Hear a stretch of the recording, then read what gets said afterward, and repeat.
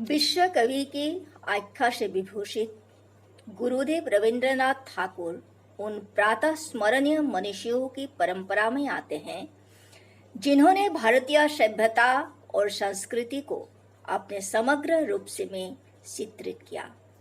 आपने अपनी रचनाओं में न सिर्फ भारत की गौरवमयी सभ्यता संस्कृति को अभिव्यक्ति दी, बल्कि विश्व मानवतावादी दृष्टि से पश्चिमी सभ्यता संस्कृति के उज्जवल तत्वों को अपनाने का आह्वान भी किया। आपके द्वारा रचित सड़क की बात प्रस्तुतः सड़क की आत्मकथा है। लेखक ने इसमें सड़क का मानवीकरण किया है। सड़क अपनी आप बीती अथवा राम कहानी स्वयं सुना रही है। आज हम सड़क की बात कहानी कहने जा रहे हैं। मैं सड़क हूँ, शायद किसी के सांप से चिरनिद्रित सुदीर्घ अजगर की भांति वन जंगल और पहाड़ पहाड़ियों से गुजरती हुई पेड़ों की छाया के नीचे से और दूर तक फैले हुए मैदानों में ऊपर से देश देशांतरों को घेरती हुई बहुत दिनों से बेहोशी की नींद सो रही हूँ।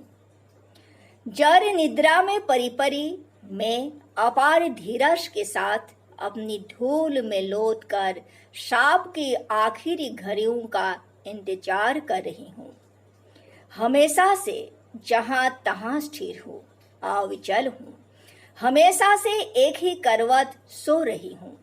इतना भी सुख नहीं कि अपनी इस करी और सूखी शेष पर एक भी मुलायम हरी घास या दूब डाल सकूं।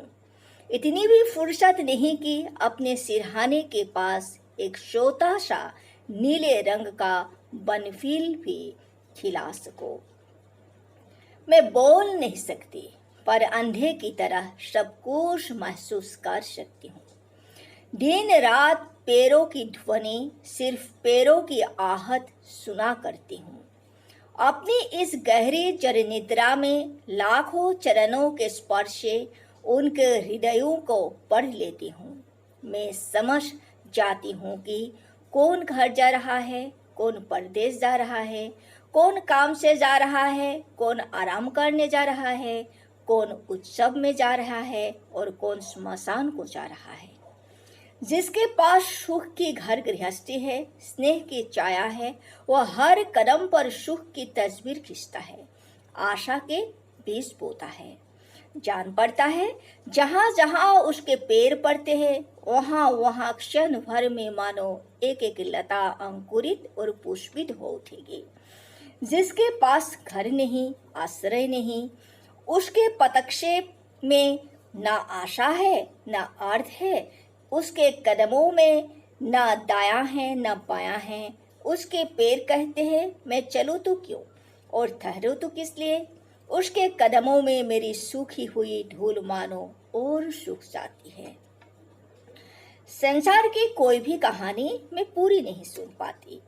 आज सैकड़ों हजारों वर्षों से मैं लाखों करोड़ों लोगों की कितनी हंसी, कितनी गीत, कितनी बातें सुनती आई हूँ, पर थोड़ी सी बात सुन पाती हूँ।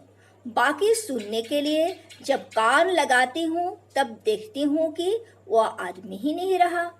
इस तरह ना जाने कितने युगों की कितनी टूटी फूटी बातें और बिखरे हुए गीत मेरे धूल के साथ धूल बन गए हैं और धूल बनकर अब भी उड़ते रहते हैं।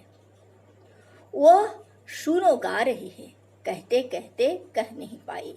आह ठहरो, जरा गीत को पूरा कर जाओ, पूरी बात को सुन लेने दो मुझे। पर कहाँ ठहरी वो, गाते गाते न जाने कहाँ चली गई। आखिर तब मैं सुन ही नहीं पाई। बस आज आधी रात तक उसकी पगध्वनि मेरे कानों में गूंजती रहेगी। मन ही मन सोचूंगी कौन थी वह, कहाँ जा रही थी न जाने। जो बात कह पाई उसको फिर कहने गई। अब कि बार जब फिर उससे भेंट होगी, वह जब मुंह उठाकर इसके मुंह की तरफ ताकेगा, तब कहते कहते फिर कह नहीं पाई तो समाप्ति और स्थायित्व शायद कहीं होगा, पर मुझे तो नहीं दिखाई देता। एक चरण चिन्ह को भी तो मैं ज्यादा देर तक नहीं रख सकती। मेरे ऊपर लगातार शरह चिन्ह पड़ रहे हैं, पर नए पांव आकर पुराने चिन्हों को पहुंच जाते हैं। जो चला जाता है वह तो पीछे कुछ छोड़ ही नहीं जाता।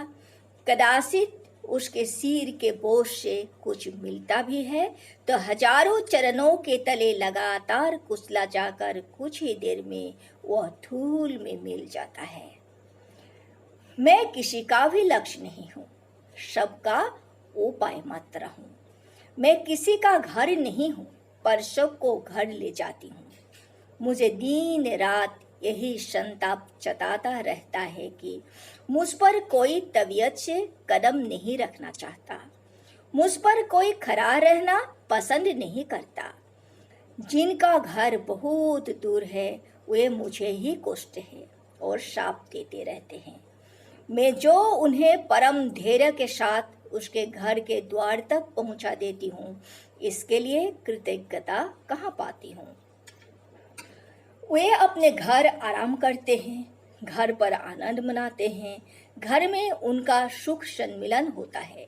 बिछुड़े हुए सब मिल जाते हैं और मुझ पर केवल थकावट का भाव दर्शाते हैं, केवल अनिच्छाकृत श्रम हुआ समझते हैं, मुझे केवल विच्छेद का कारण मानते हैं। क्या इसी तरह बार बार दूर ही से घर के झरोखे में से पंख पचार कर बाहर आती हुई मधुर हास्य लहरी मेरे पास आते ही शून्य में विलीन हो जाया करेगी? घर के उस आनंद का एक कण भी, एक बूंद भी मैं नहीं पाऊंगी।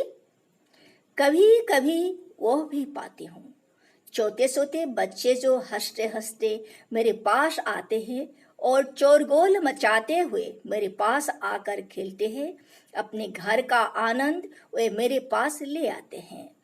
उनके पिता का आशीर्वाद और माता का स्नेह घर से बाहर निकलकर मेरे पास आकर चरक पर ही मानो अपना घर बना लेता है। मेरी धूल में वे स्नेह दे जाते हैं, प्यार जोड़ जाते हैं। मेरी धूल को वे अपने वश में कर लेते हैं और अपने चोते चोते कोमल हाथों से उसकी ढेरी पर होले होले थपकियां दे देकर परम स्नेह से उसे सुलाना चाहते हैं। अपना निर्मल हृदय लेकर बैठे बैठे वे उसके साथ बातें करते हैं। हाय हाय, इतना स्नेह, इतना प्यार पाकर भी मेरी यह धूल उसका जवाब तक नहीं देख पाती। मेरे लिए कैसा साफ है यह। चोते चोते कोमल पांव जब मेरे ऊपर से चले जाते हैं, तब अपने को मैं बड़ी कठिन अनुभव करती हूँ। मालूम होता है उनके पांव में लगती होगी। उस समय मुझे कुसुम कली की तरह कोमल होने की साध होती है। अरुण चरण ऐसी कोमल धरती पर क्यों चलते हैं, किंतु यदि न चलते तो शायद कहीं भी हरी हरी घास पैदा ना होती। प्रतिदिन नियमित रूप से जो मेरे ऊपर चलते हैं उन्हें मैं अच्छी तरह पहचानती हूँ, पर वे नहीं जानते हैं कि उनके लिए मैं कितनी प्रतीक्षा क्या करती हूँ। मैं मन ही मन कल्पना कर लेती हूँ। बहुत दिन हुए ऐसे ही एक प्रतिमा अपने कोमल चरणों को लेकर दोपहर को बहुत दूर से आती। चोते चोते दो नूपुर रुनझुन करके उसके पाँव में रो रो कर बसते रहते। शायद उसके होठ बोलने के होठ न होते, शायद उसके बड़ी बड़ी आंखें संध्या के आकाश की भांति म्लान दृष्टि से किसी के मुख की ओर देखती रहती। ऐसे कितने ही पाँव के शब्द निरब्ध हो गए। मैं क्या उनकी याद रख सकती हूँ? सिर्फ उन पाँव की करुण नूपुर ध्वनि अब भी कभी कभी याद आ जाती है, पर मुझे क्या घड़ी भर भी शोक या संताप करने की छुट्टी मिलती है? शोक किस किस के लिए करे? ऐसे कितने ही आते हैं और चले जाते हैं। उफ, कैसा करा धाम है। एक बार सांस छोड़ती हूँ और तपी हुई धूल सुनील आकाश को धुआंधार करके उड़ी चली जाती है। अमीर और गरीब, जन्म और मृत्यु, सब कुछ मेरे ऊपर एक ही सांस में धूल के स्रोत की तरह उड़ता चला जा रहा है।